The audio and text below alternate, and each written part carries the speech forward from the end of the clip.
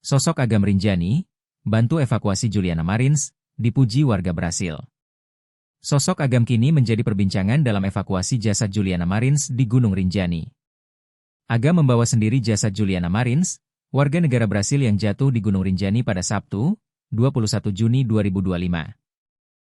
Jenazah Juliana berhasil dievakuasi pada Rabu, 25 Juni 2025. Ia bersama tim SAR gabungan melakukan evakuasi jasad Juliana dengan cara vertical evacuation. Agam merupakan satu dari 4 orang rescuer yang turun mengevakuasi jenazah Juliana Marins di kedalaman 600 meter. Dilihat dari bio di akun Instagramnya, Agam berprofesi sebagai guide di gunung dan pantai. Ia memiliki travel bernama Ethnoshop Adventure. Selain itu, Agam juga ahli dalam cafe dan vertical rescue. Kini Agam dianggap sebagai pahlawan bagi warga Brasil.